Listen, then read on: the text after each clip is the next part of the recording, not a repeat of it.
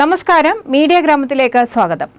അത്യന്തം ദുരൂഹതകളിൽ നിറഞ്ഞ് തെരഞ്ഞെടുപ്പ് ചട്ടങ്ങളും പ്രക്ഷേപണ നിയമങ്ങളും കാറ്റിൽ പറത്തി നമോ ടി.വി.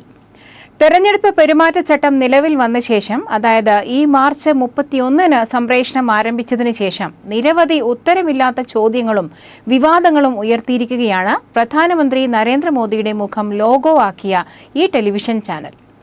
പേരും ലോഗോയും സൂചിപ്പിക്കുന്നത് പോലെ ചാനൽ മുഴുവൻ നിറഞ്ഞു നിൽക്കുന്നത് നരേന്ദ്രമോദിയാണ്. അദ്ദേഹത്തിന്റെ പ്രസംഗങ്ങൾ, ലൈവ് പരിപാടികൾ, 5 വർഷത്തെ ഭരണ നേട്ടങ്ങൾ, യോഗ ക്ലാസുകൾ, അദ്ദേഹത്തെ ആസ്പദമാക്കിയ സിനിമകൾ, പഴയ പ്രഭാഷണങ്ങൾ, അങ്ങനെ എല്ലാം മോദിമയം. ഇലക്ഷൻ കാലത്ത് ഇതിലും വലിയ ഒരു പ്രൊമോഷൻ ഇനി മോദിക്കും BJPക്കും എവിടെ നിന്ന് കിട്ടാൻ? ഇത് തെരഞ്ഞെടുപ്പ് ചട്ടത്തിന്റെ നഗ്നമായ ലംഘനമായതുകൊണ്ട് തന്നെ നമോ ടി.വിയുടെ സംപ്രേഷണത്തിന് എതിരെ പ്രതിപക്ഷ പാർട്ടികൾ ഇലക്ഷൻ കമ്മീഷന് പരാതി നൽകുകയുണ്ടായി.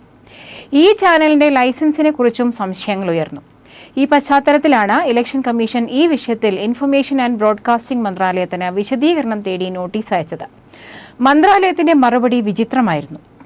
നമോ ടി.വി എന്നത് ഒരു DTH പ്ലാറ്റ്ഫോമിൽ പ്രക്ഷേപണം ചെയ്യപ്പെടുന്ന സ്പെഷ്യൽ സർവീസ് അഥവാ വാല്യൂ ആഡഡ് സർവീസ് ആണെന്നും അത്തരം ചാനലുകൾക്ക് ലൈസൻസോ അനുമതിയോ ആവശ്യമില്ലെന്നുമായിരുന്നു അവരുടെ വിശദീകരണം. സാധാരണഗതിയിൽ ചാനലുകളിൽ പരസ്യങ്ങൾ, പ്രത്യേകിച്ച് രാഷ്ട്രീയ പ്രചരണ പരസ്യങ്ങൾ, വെറും ഒരു 30 സെക്കൻഡ് സ്ലോട്ടിൽ നൽകുമ്പോൾ പോലും ഇലക്ഷൻ കമ്മീഷന്റെ അനുമതി വേണമെന്നാണ് നിയമം. ആ നിയമത്തെ കാറ്റിൽ പറത്തിക്കൊണ്ടാണ് 24 മണിക്കൂറും നമോ ടി.വി മോദിയെയും BJPയെയും പ്രചരിപ്പിക്കുന്നത്. സ്പെഷ്യൽ സർവീസ് എന്ന കാറ്റഗറിയിൽ പെടുന്നത് കാരണം ഈ നിയമങ്ങളിൽ നിന്നെല്ലാം രക്ഷപ്പെട്ടിരിക്കുകയാണ് നമോ ടി.വി. വലിയ കളികളാണ് അതിന്റെ ബാക്ക്ഗ്രൗണ്ടിൽ നടന്നത് എന്നർത്ഥം. സംപ്രേഷണ നിയമങ്ങളുടെ ഈ ഒരു ലൂപ്പ് ഹോളിനെ അതിവിദഗ്ധമായി തങ്ങളുടെ രാഷ്ട്രീയ നേട്ടങ്ങൾക്ക് ഉപയോഗിച്ചിരിക്കുകയാണ് നമോ ടി.വിയുടെ അണിയറക്കാർ. ആരാണ് ഈ ചാനലിന്റെ ഉടമസ്ഥർ എന്നുള്ളത് ദുരൂഹമായി തുടരുകയാണ്.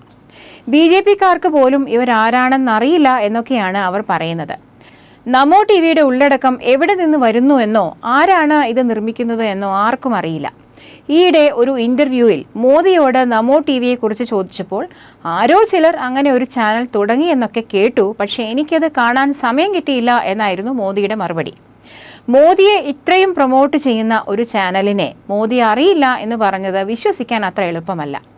മാത്രമല്ല, ടാറ്റയും എയർടെല്ലും സിയും പോലെയുള്ള DTH ഓപ്പറേറ്റർമാർ തങ്ങളുടെ സ്പെഷ്യൽ സർവീസുകൾ ആരെന്നറിയാത്ത ഒരു തേർഡ് പാർട്ടിക്ക് വിട്ടുകൊടുത്തതിലും വലിയ ദുരൂഹതയുണ്ട്. ഈ ചാനലിന് പിന്നിൽ BJP നേതൃത്വത്തിലെ ചില വമ്പന്മാർ തന്നെയാണ് എന്നുറപ്പിക്കുന്നതാണ് ഈ സൂചനകളെല്ലാം. ലൂപ്പ് ഹോളുകളുടെ മറപിടിച്ച് തെരഞ്ഞെടുപ്പ് ചട്ടങ്ങളെയും സംപ്രേഷണ നിയമങ്ങളെയും മനഃപൂർവ്വം ലംഘിക്കുന്ന ഈ ഉന്നതർ ആരോപണങ്ങളിൽ നിന്നും നിയമക്കുരുക്കുകളിൽ നിന്നും രക്ഷപ്പെടാനാണ് തങ്ങളുടെ ഐഡന്റിറ്റി നിഗൂഢമാക്കി വെച്ച് അജ്ഞാതരായിരിക്കുന്നത് എന്ന് പകൽ പോലെ വ്യക്തം.